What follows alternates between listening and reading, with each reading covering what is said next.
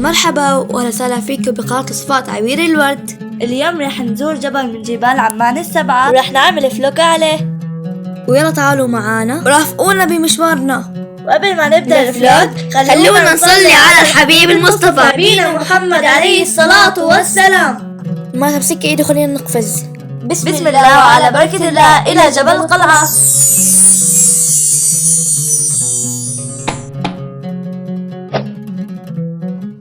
وصلنا لجبل القلعة، خلوكم معنا وتابعونا مشاهدة ممتعة. وأول شي بدنا نشتري تذاكر دخول لجبل القلعة. سعر التذكرة للشخص الواحد 4 دينار. ما شاء الله الإطلالة حلوة كتير هون. جبل القلعة واحد من جبال مدينة عمان السبعة. حبايبي بتعرفوا إنه عمان فيها 7 جبال؟ والعمونيون القدامى اتخذوا الجبل مقر حكمهم في المدينة.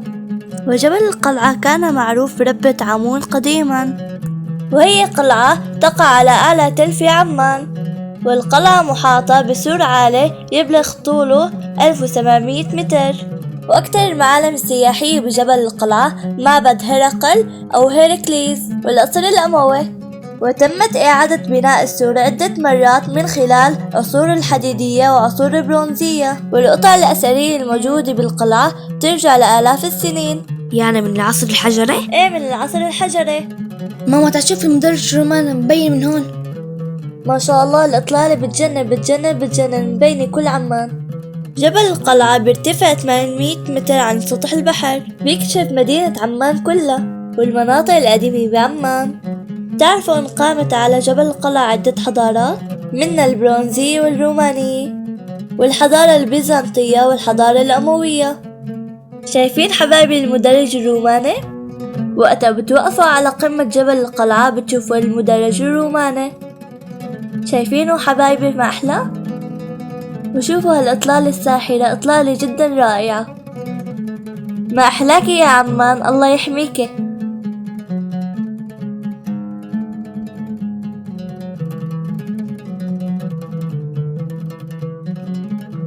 ما شاء الله الإطلالة بتجنن. ما شاء الله شايفين عمان كلها. فعلا الإطلالة بترد الروح. والله ما لي قلب انزل من المكان. ما شاء الله روعة. حبايب قلبي بنصح اي حدا بده يزور عمان يجي ويزور هالمكان الرائع.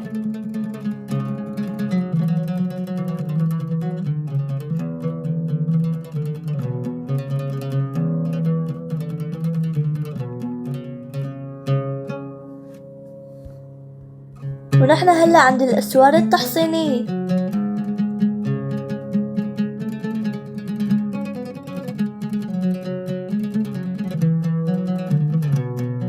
وهلا نحن أمام بقايا الكنيسة البيزنطية اللي بيرجع بناء للقرن السادس الميلادي. وهذا اللي تبقى من الكنيسة بفاعل الزلازل والعوامل الجوية والبيئية اللي مرت عليها. تعالوا معنا نشوف معبد هرقل. وهلا نحن أمام معبد هرقل. يلا تعالوا. وفي عهد الإمبراطور الروماني ماركوس تم بناء معبد هرقل هيركليس. والعمودان الكبيران الموجودان في القلعة هن المتبقيين في المعبد. تعرض المعبد لأكثر من زلزال. تعالوا نشوف الأعمدة.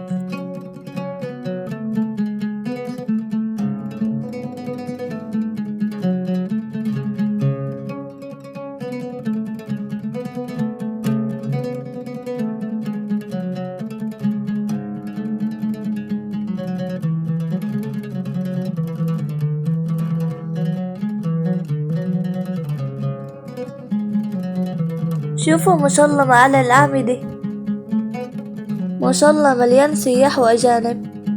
الأجانب كتير بيحبوا الآثارات.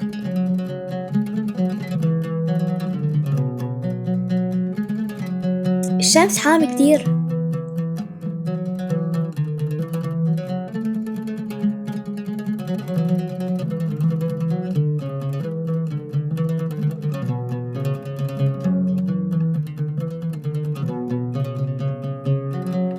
شوفوا حبايبي جمال المكان. شايفين حبايبي اليد البيض الضخمة؟ ترجع بالغالب لتمثال هرقل أو هيركليس. كان هرقل معروفا بالقوة الجسدية العظيمة. وهلأ نحن أمام الكهف البرونزي، بيعود تاريخه إلى القرن الثالث والعشرين قبل الميلاد. تعالوا يلا، تعالوا شوفوا، تعالوا في كهف هون. وكان يستخدم الكهف للدفائن، وفيه أكثر من قبر محفورة في الصخر الجيري.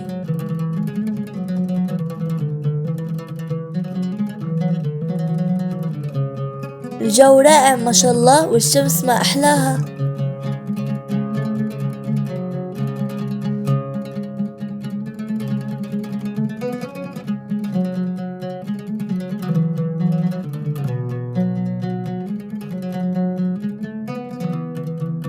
ياي ما أحلاها، بس شفتها بحب أنفخها وطيرها بالهواء. شوفوا ما أحلاها.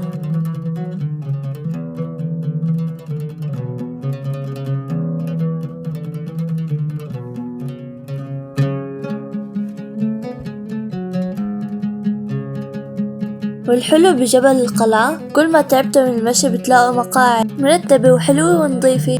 وهلأ رح نقعد ونريح ونستمتع بجمال الإطلالة، وبعد ما نرتاح شوي بنكمل الفلوج.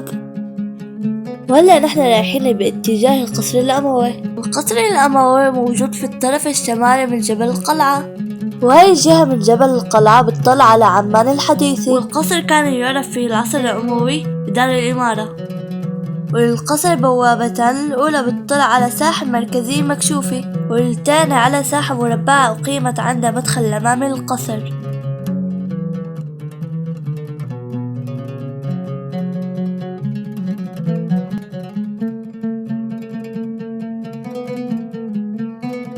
ولا احنا امام القصر الاموي.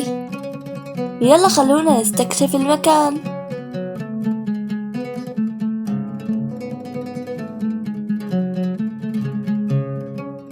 الأقواس دائما بتمثل العمار الإسلامي الرائع. يقال أن القصر الأموي بني على آثار كنيسة بيزنطية.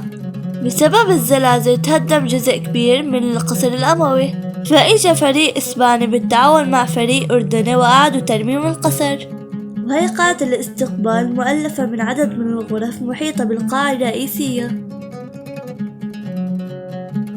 شوفوا ما أحلى السقف أو قبة القصر، شوفوا جمال البناء وروعته رغم أنه تهدم جزء كبير منه.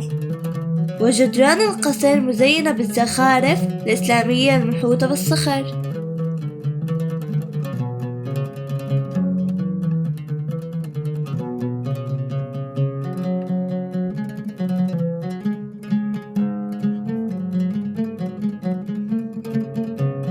فخام البناء.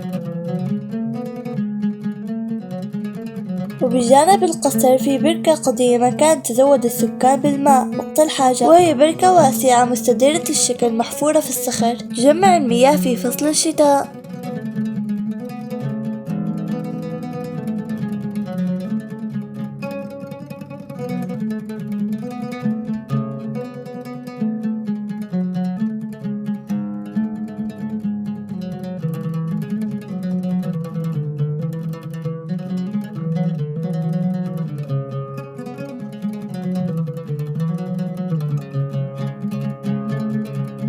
وهلا رح ندخل متحف الآثار الأردني، وهو أول متحف عام أقيم في الأردن. والمتحف يضم الأواني الخزفية والآثار التي تعود لعدة عصور من وقت العصر الحجري والعصر الحديدي والعصر البرونزي والفترة البيزنطية والرومانية والفترة الإسلامية. فرجوا معنا حبايبي على آثارات المتحف.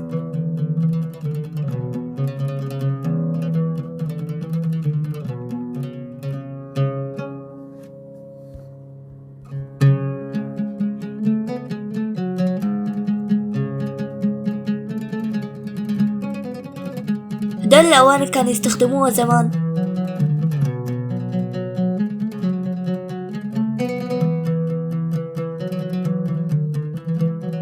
وهي الجرة من عصر الحجر النحاسي.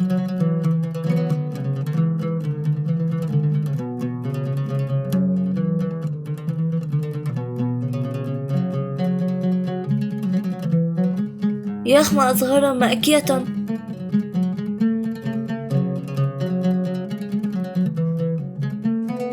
ودول مجموعة من الدبابيس من عصر البرونزي.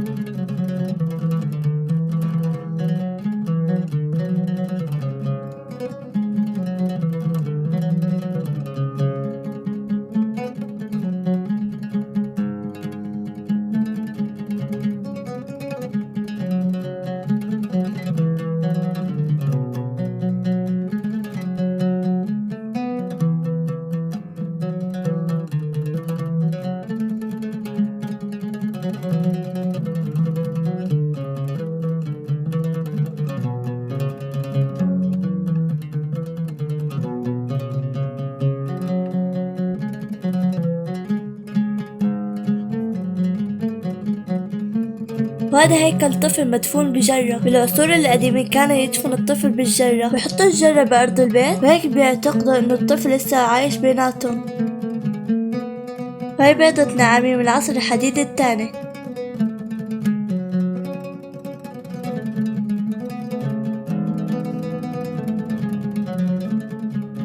وهي دروع حديدية من العصر الأيوبي المملوكي.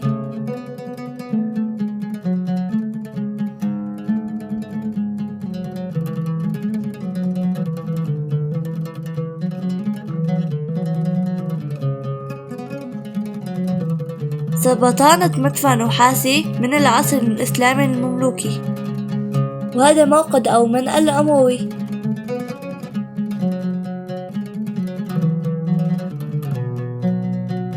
وهدول توابيت فخارية ذات أشكال آدمية.